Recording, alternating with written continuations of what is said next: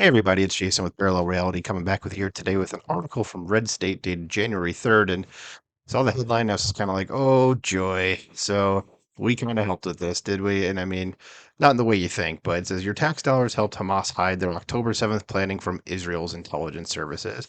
So great to see that my money had something to do with this. So let's go ahead and see how supposedly that is. It says, while nearly everyone agrees that it was a colossal intelligence failure on the part of Israel and its allies that led to the slaughter on October 7th, the ensuing war in Gaza, and other instability in the region, the little known truth is that it was U.S. military aid to Lebanon, provided by Joe Biden's National Security Brain Trust, that effectively prevented Israeli intelligence from sniffing out the plan and preventing the attack.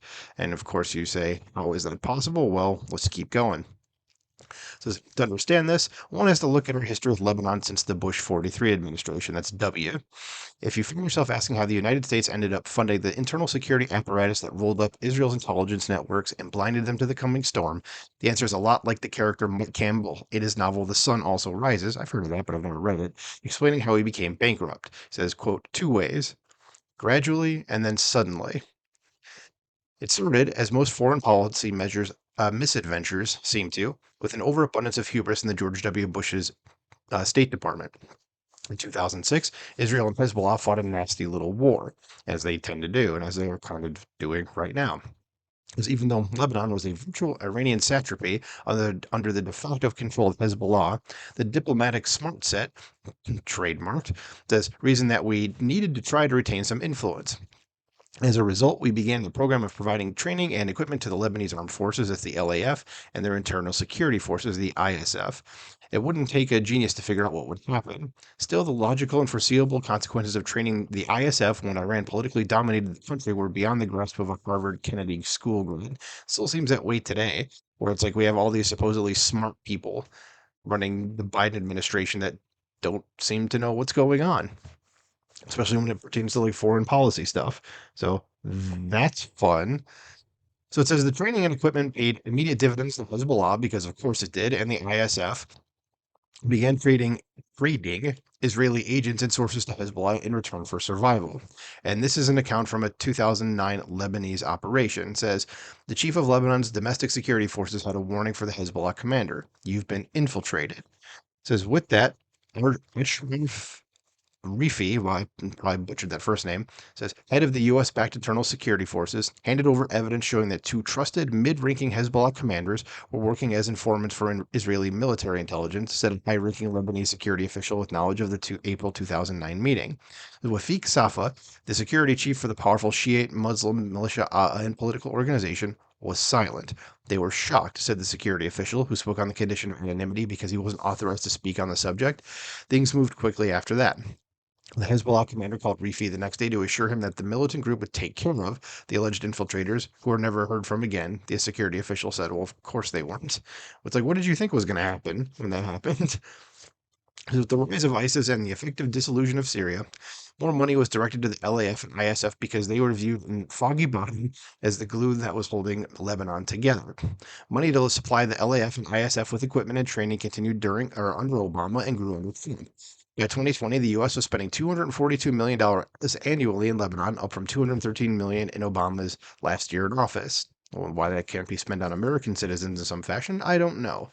Because the training and equipment were excellent because the ISF rolled up 15 Israeli espionage networks in their next round of arrests that took place in December 2021. And it says Lebanese security forces have uncovered more than 15 alleged Israeli spy networks, according to a report Monday by Hezbollah-aligned Lebanese Al Akhbar newspaper.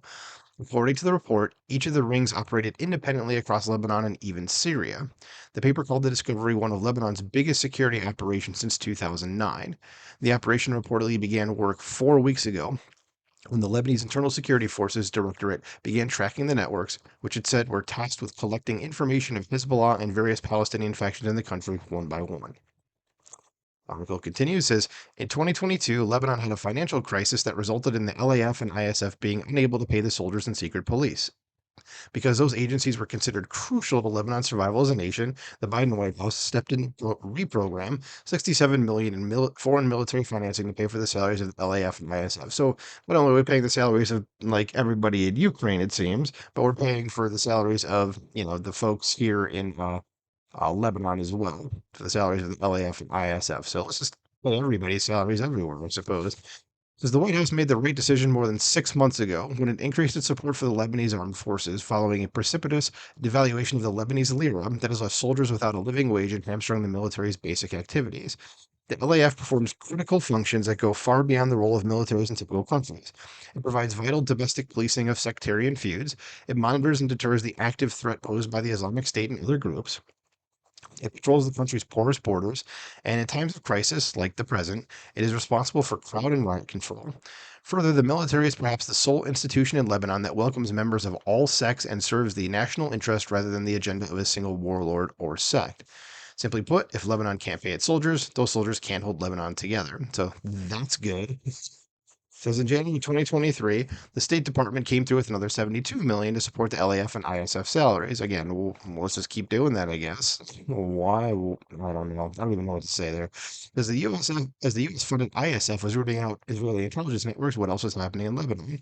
Yeah, so we're basically paying these guys to go after our allies that are helping us out, spying. Okay, good job, U.S. This is Hassan Nasrallah, the leader of Hezbollah, held an hours-long online meeting in March with an elite group of strategists from all the Iran-backed militias, and told them to get ready for a war with Israel with a scope and reach, including a ground invasion that would mark a new era, according to two participants from Iran and Syria.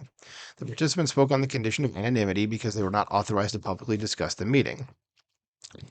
There are conflicting accounts of whether these activities were leading specifically toward last week's attack by Hamas, which left 1,200, and this is last week, I guess, so this article must have been written in October. So it says, which left 1,200 Israelis dead and shattered the country's sense of security. There's some people familiar with the operation said that a tight circle of leaders from Iran, Hezbollah, and Hamas helped plan the attack starting over a year ago, trained militants, and had advanced knowledge in it. That account is based on interviews with three Iranians affiliated with the Revolutionary Guards, one Iranian connected to senior leadership, and a Syrian affiliated with Hezbollah. Says the above report places the beginning of planning and training for the October 7th massacre of Israeli civilians in the late summer of 2022. This was carried out while a U.S. trained, equipped, and funded Lebanese counterintelligence service provided operational security for the Hamas Hezbollah Iran planning and training period. As if to underscore the abject failure of the retain influence and glue that holds Lebanon together crowd, no one in the ISF, which we had trained and equipped for over a decade and whose salaries we were paying, dropped a dime to U.S. intelligence or diplomatic personnel. So just reread that. I mean, just this is amazing. It says no one, like basically, we're paying your salaries, we're helping you out. We've been doing this for a decade, and none of them decided to tell us that something serious was going on. So great job there, folks. Because none of this is to say that the Biden national security goat rope knew the attack was coming, but it is hard to see how the outcome differed from being an active participant. Had we not been overawed by our cleverness and let Lebanon descend into its natural state, which is chaos and violence, Hamas would not have had a secure area in which to plan and train, and the coming attack probably would have been discovered and prevented. So I guess in some way we are responsible for this, but the part that just pisses me off is, like I said, this whole thing here, which is that, we're basically giving all this money to people who just are taking the money and not helping us out at all. So why keep giving them the money? It's a good way to start the day, huh? So let me know what you think about this in the comments below. Do you feel the same way as I do about this? Any other thoughts you want to add? Let me know in the comments. Like, share, subscribe, and I'll talk to you soon. Bye.